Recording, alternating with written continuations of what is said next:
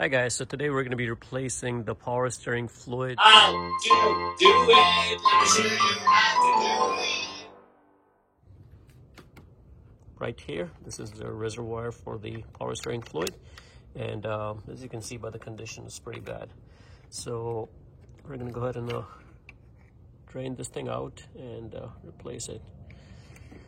So the oil that we're going to be using is this particular one. I know it says automatic transmission fluid, but believe it or not, this car takes the transmission fluid, and this is the one that you're supposed to be using, the Dextron 5, or just make sure you're using the right one, and this one is the right one.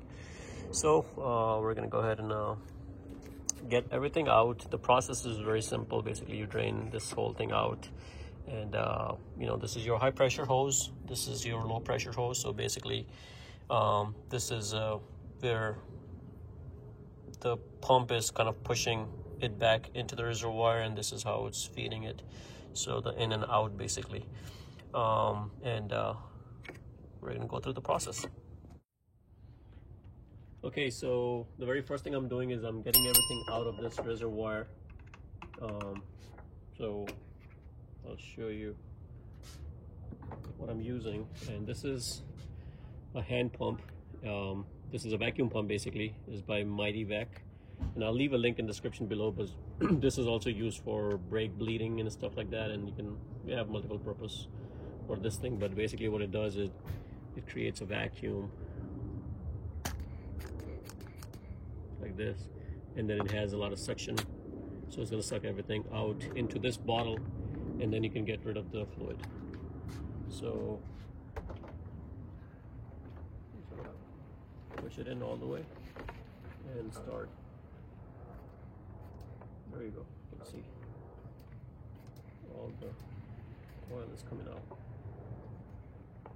It's tube right there, because that tube is still holding the fluid. So once you try to move the bottle out, it just spills everywhere. So, but it's hard. Go ahead and loosen this caps and get everything from the tube in there.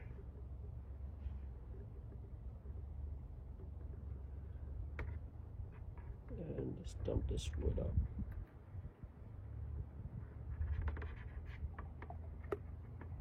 And we're going to repeat the process until everything is out from there. Okay, what I'm doing next is removing this reservoir, and there are 3 bolts, 10 millimeter, one over here, there's 1 bolt over here, and 1 over here. I've already removed them.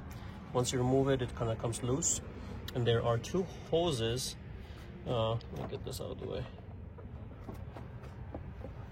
There are 2 hoses right here, and here.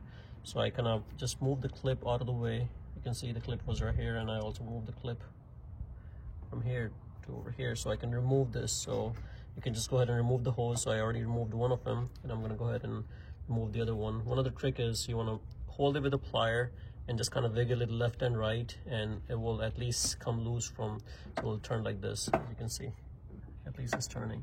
So now you can just nice and gentle, like, pry it out, and then we're gonna go ahead and clean this. It's important to clean it because there's a lot of gunk in there if you haven't done this in a long time, so always a good idea. And then we're gonna go ahead and start the flush process. Is the high pressure hose, and this is the one that's fitting basically the output, and this is the input. So now we know how to drain the oil. So this is where we're gonna feed the oil, and this is how we're gonna extract the old oil. Wash this thing really good. That's the best I could do.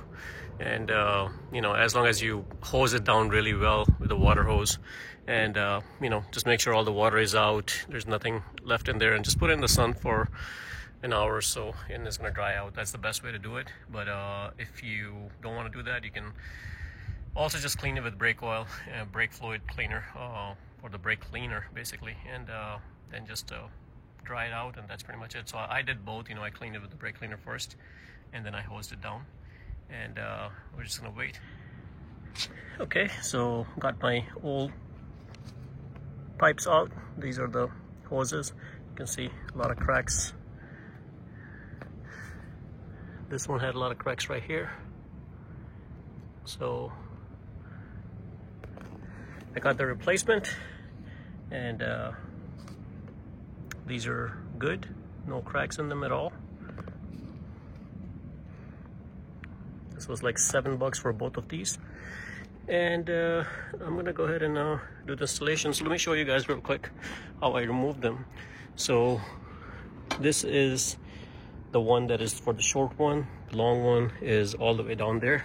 And I removed the wheel, and here's your water pump, and this is where it connects to, right below the water pump. And you may want to put some rag there. Now what I did was I sucked out a lot of fluid from the hose before I pulled it off, because I knew there's going to be a lot of fluid in there sitting in that pipe. So I just you know, used a vacuum, same vacuum thing that I showed you guys earlier. I just used that and sucked it out with the tube into that small bottle, and just pulled it out and came out.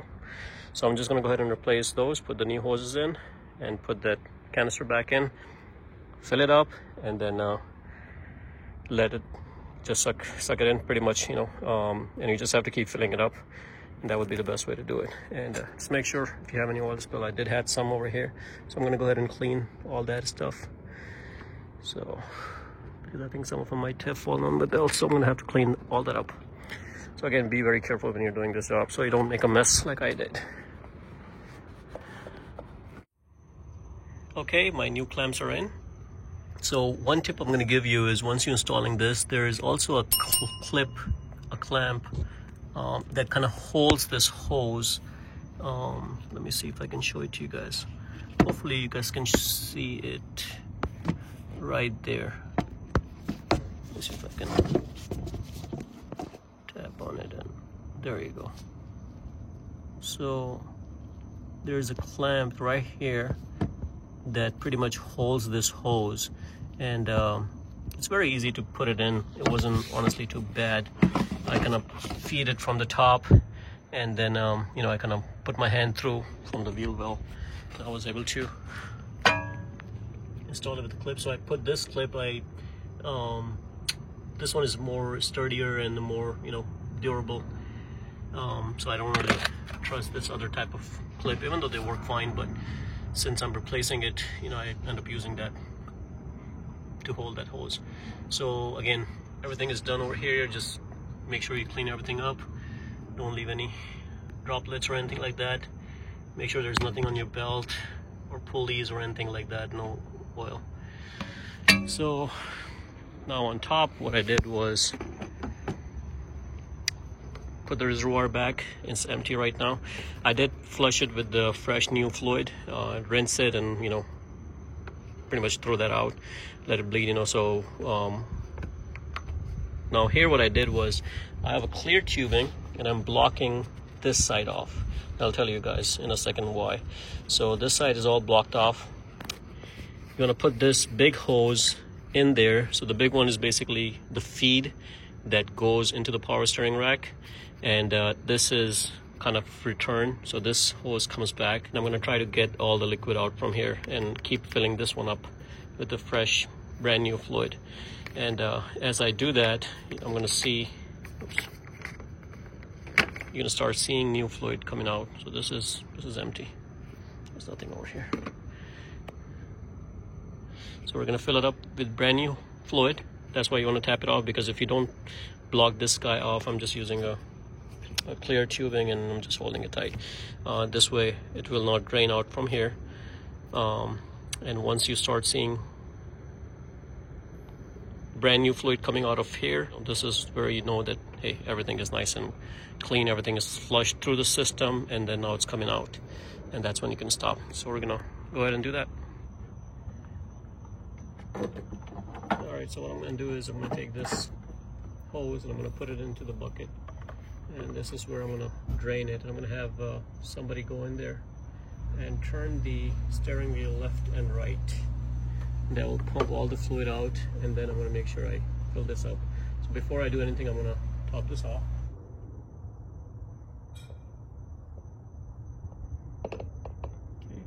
This is all the way up. And now what we're gonna do is we're gonna turn the steering rack from left to right. You don't need to turn the engine on. And what that is gonna do is pump out the fluid from this end out to the bucket. So, and as you can see, since we blocked it off, there's nothing coming out from this end, which is what we want. And meanwhile, you can check on the bottom to make sure there's nothing leaking.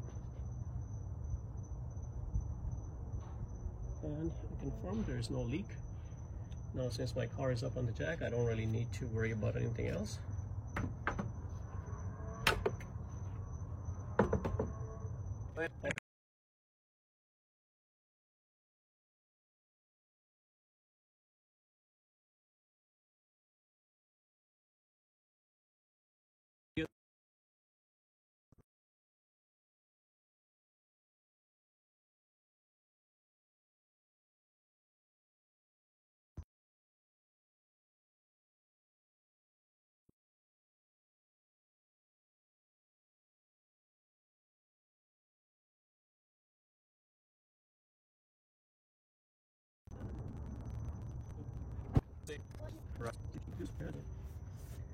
This right here. But thanks to my son for helping me turning the steering wheel. Now I think it's just a matter of putting these hoses again back up and then putting everything back to normal. So if you have any overfill in here, that's completely okay. You can remove it from turkey baster. I don't think I'm gonna need it.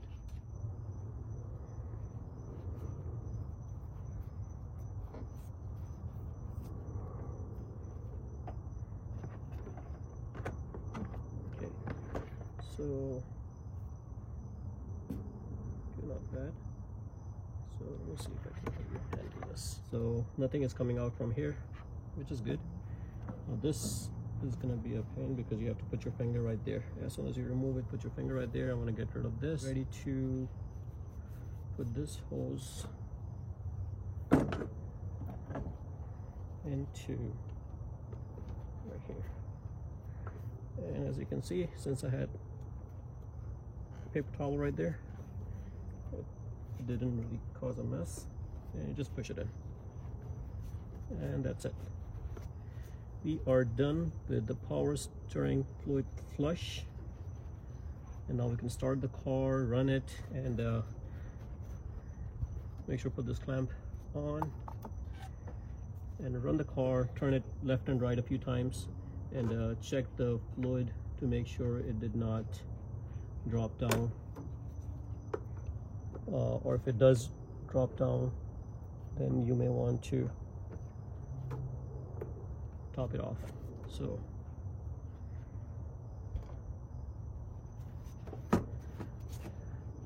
that's it, guys. This is the end of the power steering fluid flush. Make sure you top it off. Mine is already topped off at max, and just wipe everything off. Make sure you remember to put your reservoir for the coolant here. Don't forget that. If you have any oil spills, clean that out. And that's it, guys. Hopefully this video helps you guys replace your fluid on your Camry, on your ES350, and help you replace the hose if you have a bad one. And guys, if you liked the video, please give it a thumbs up and subscribe to my channel. Thanks for watching.